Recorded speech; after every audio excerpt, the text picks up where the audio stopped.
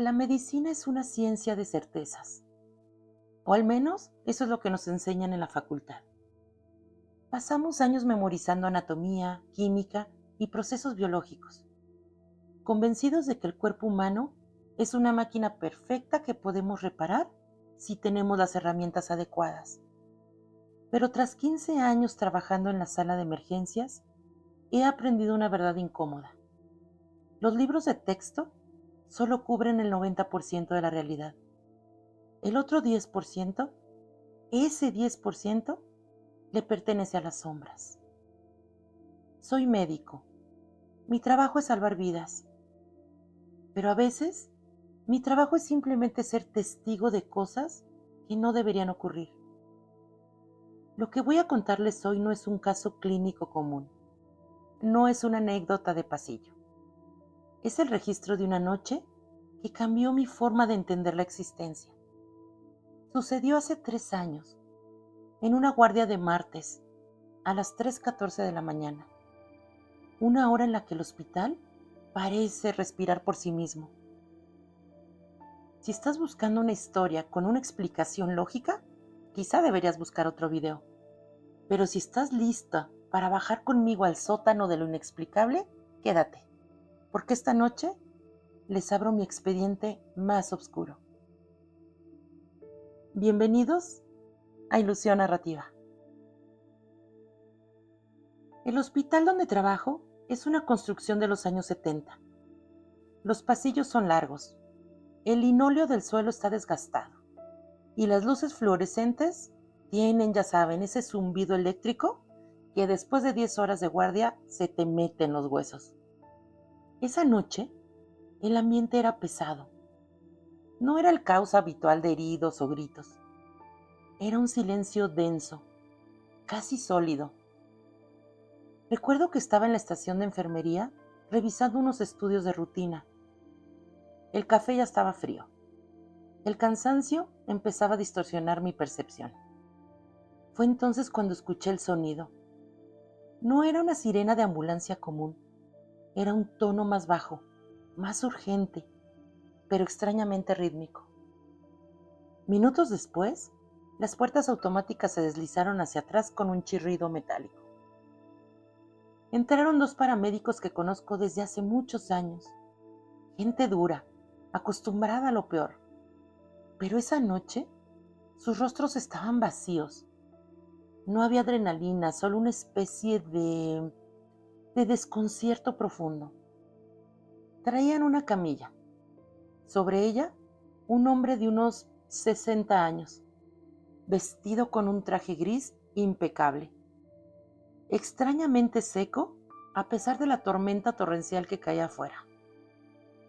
Al acercarme, lo primero que noté fue el color de su piel. No era la palidez de alguien en shock. Era un tono cenizo, casi como si hubiera sido esculpido en piedra volcánica. No había rastro de sudor, tampoco había rastro de esfuerzo respiratorio. Parecía una estatua de cera colocada cuidadosamente bajo las luces de emergencia. Lo movimos a la sala de trauma 4. Conecté los electrodos para el monitor cardíaco. Mientras lo hacía, mis dedos rozaron su pecho. Estaba frío, pero no frío de hipotermia, sino ese frío como el metal a la intemperie. Encendí el monitor y esperé el pitido rítmico que confirma la vida.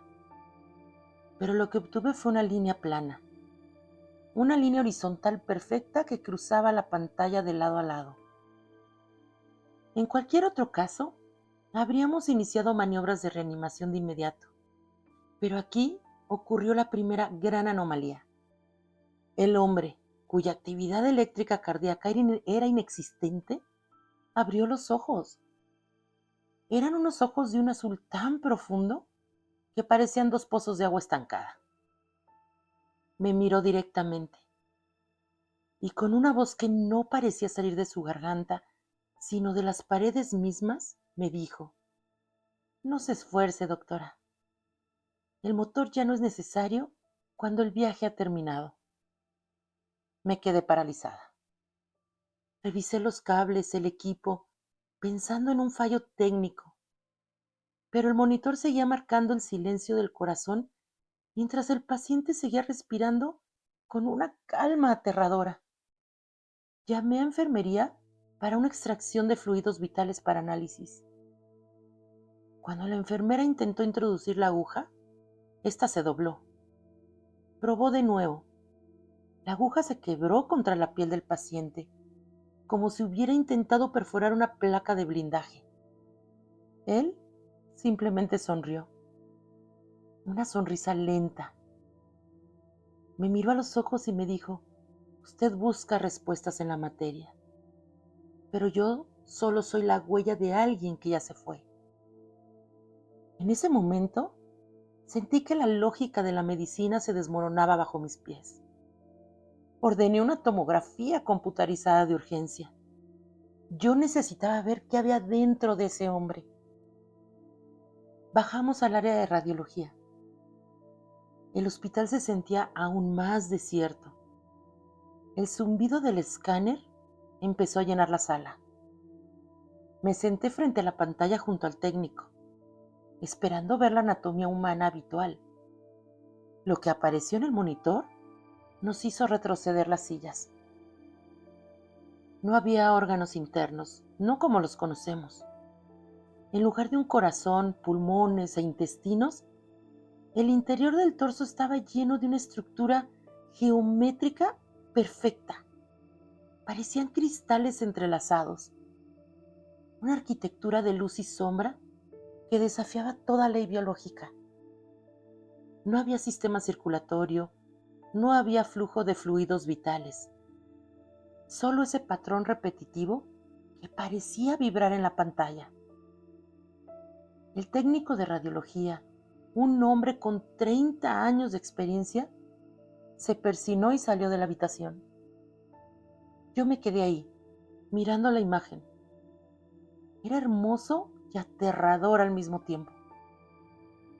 Al volver a la camilla, el paciente ya no estaba acostado.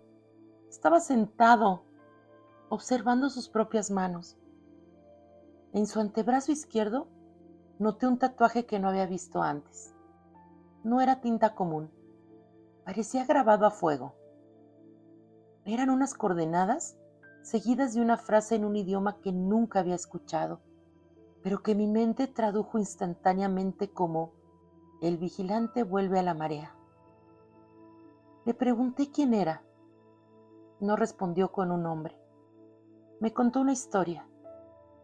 Me habló de lugares donde el tiempo no corre en línea recta, de ciudades construidas bajo el hielo y de seres que caminan entre nosotros como simples observadores.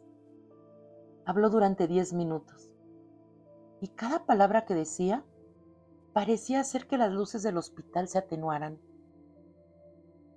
Mi mente luchaba por procesar la información, pero una parte de mí, mi instinto más primario, sabía que estaba frente a algo que no pertenecía a nuestra escala de realidad. Un parpadeo. Eso fue todo. Hubo una caída de tensión. Se fue la luz en todo el hospital. Las luces de emergencia rojas se encendieron durante apenas un segundo cuando la luz blanca regresó. La sala de tomografía estaba en un silencio sepulcral. La camilla estaba vacía. No hubo pasos corriendo por el pasillo. No hubo puertas abriéndose. Revisé debajo de la mesa, en los armarios, en el baño contiguo. Nada. Fui corriendo a la estación de monitoreo para revisar las grabaciones de seguridad. En el video se ve claramente cuando entramos con el paciente. Se ve cuando lo colocamos en el escáner. Pero en el momento exacto de la caída de luz, la imagen del hombre simplemente se desvanece, píxel por píxel, hasta que la camilla queda vacía. No se levantó, no se fue, simplemente dejó de estar ahí. Lo más inquietante ocurrió al día siguiente. Busqué el registro de ingreso que los paramédicos habían llenado. El nombre que figuraba era Elias Thorne.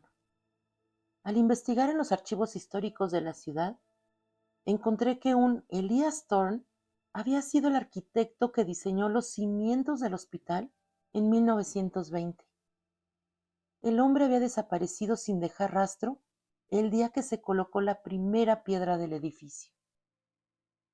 En el lugar donde el paciente estuvo acostado, encontramos un pequeño objeto, un fragmento de lo que parecía ser una piedra obsidiana, pero que vibraba levemente al tacto.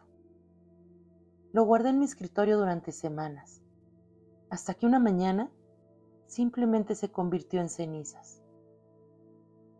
He tratado de racionalizar esta experiencia de mil maneras. He pensado en alucinaciones colectivas, en fatiga extrema, incluso en una elaborada broma de mis colegas. Pero el miedo que sentí, el frío de esa piel y la mirada de esos ojos azules no fueron producto de mi imaginación. Hay cosas que caminan entre nosotros, usando nuestra forma, habitando nuestros espacios, pero que no responden a nuestras leyes biológicas. Como médico, mi misión es entender el cuerpo humano. Pero esa noche entendí que el cuerpo es solo un traje, una cáscara que a veces es habitada por fuerzas que no podemos comprender. Hoy, cuando camino por los pasillos del hospital a las 3 de la mañana, ya no me siento sola. Miro las sombras y me pregunto cuántos de los que cruzan nuestras puertas son realmente lo que parecen ser. ¿Y tú? ¿Has sentido alguna vez que la realidad a tu alrededor tiene una grieta? ¿Has visto algo que la ciencia no puede explicar? Déjame tu historia en los comentarios, los leo siempre, buscando a alguien que haya visto lo mismo que yo vi. Y yo soy Ale. Si quieres seguir explorando los límites de lo posible, suscríbete y regálame tu like. Y recuerda, hay verdades que es mejor no despertar, pero una vez que las conoces, ya nunca vuelves a dormir igual. Nos vemos en el próximo misterio, aquí, en Ilusión Narrativa. Hasta pronto.